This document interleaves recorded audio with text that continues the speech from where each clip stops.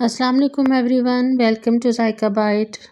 आज हम बनाएंगे होममेड टमाटो केचप जो झटपट बन के तैयार हो जाती है और बहुत ज़्यादा टेस्टी बनती है। बाज़ार की केचप से कहीं ज़्यादा मज़े की होती है।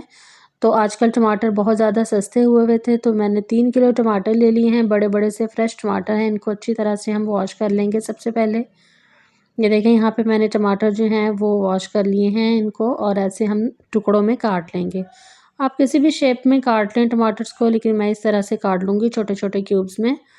ठीक है, इस तरह हम एक एक करके सारे टमाटर जो हैं वो काट लेंगे। ये आप बनाकर कई दिन तक आप इसको स्टोर कर सकते हैं, महीना भर स्टोर कर सकते हैं। रमज़ान में आप लोगों के लिए बहुत ईजी हो जाएगा अगर आप बना के रखेंगे। तो आपकी इफ्तारी में तो अक्सर केचप जो है वो यूज़ होती है, तो फिर आपके लिए बहुत ईजी रहेगा। तो आप इसको एक दफ़ा ज़रूर ट्राई कीजिएगा, बहुत बहुत टेस्टी बनती है और बहुत ईजी भी है।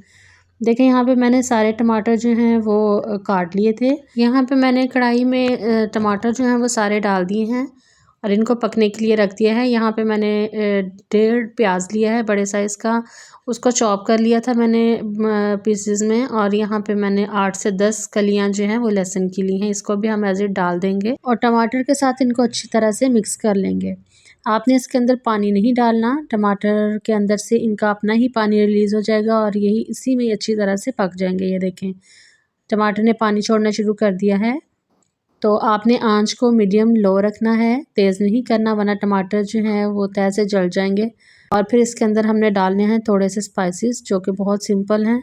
बहुत ज़्यादा हमने इसके अंदर मसाले नहीं डालने हैं। सबसे पहले मैं यहाँ पर डालूँगी क्रश मिर्च, जो कि मैंने 1 चम्मच ली है। आप अपने टेस्ट के मुताबिक इसको कम या ज़्यादा कर सकते हैं, और अगर आपको लगे कि ये ज़्यादा है तो आप थोड़ी सी कम कर लें। ठीक है।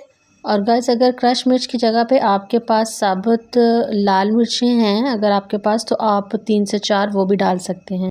और अभी के लिए बस हम यही चीज़ें डालेंगे और इसको तकरीबन 1 घंटे के लिए मीडियम टू लो आंच पर पकने के लिए रख देंगे। जब हमारे टमाटर अच्छे से गल जाएंगे तो फिर हम इसके अंदर बाकी चीज़ें ऐड करेंगे। वो मैं आपको स्टेप बाय स्टेप सारी चीज़ें बताऊंगी, आपने वीडियो को स्किप नहीं करना, पूरा देखना है। और यहाँ पे देखें, टमाटर मेरे अच्छे से जो थे वो गल चुके थे, तो इसको मैं हैंड बीटर की मदद से बीट कर लूँगी। अगर आपके पास हैंड बीटर नहीं है तो आप इसको ब्लेंडर जग में डालकर भी ब्लेंड कर सकते हैं। यहाँ पे देखें, टमाटर अच्छी तरह से ब्लेंड हो गए हैं, बिल्कुल स्मूथ सा पेस्ट जो है वो इनका बन गया है। अब हम इनको छान लेंगे छलनी की मदद से। बर्तन को मैंने साफ़ कर लिया था और छलनी की मदद से मैं इसको छान लूँगी अच्छी तरह से।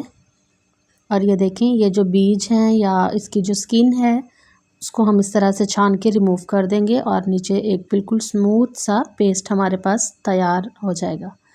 यहाँ पे देखें, सारी केचप को मैंने इसी तरह से छान लिया था।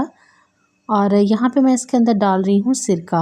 सादा सिरका है, सिंपल सिरका बिल्कुल मैंने लिया है, जो कि तकरीबन 1.5 से पौने 2 कप मैंने इसके अंदर सिरका डाला है। और 1.5 पौने 2 चम्मच ही इसके अंदर हम नमक शामिल करेंगे। ये बादियान के फूल हैं, छोटे छोटे से 2 फूल थे मेरे पास, इससे खुशबू बहुत अच्छी आएगी। इसको भी डाल देंगे और अच्छी तरह से इनको मिक्स कर लेंगे। ठीक है, आँच को हमने बहुत ज़्यादा तेज़ नहीं रखना इस टाइम पे भी। ठीक है। और यहाँ पे हम इसके अंदर डालेंगे चीनी, जो कि तकरीबन 1.5 कप मैंने ली है। और अगर आपको ये कम लगे आप चेक करके देख लीजिएगा, फिर आप 2-3 चम्मच और डाल दीजिएगा। यहाँ हम अच्छी तरह से चम्मच चलाएंगे ताकि चीनी जो है वो डिज़ोल्व हो जाए केचप में।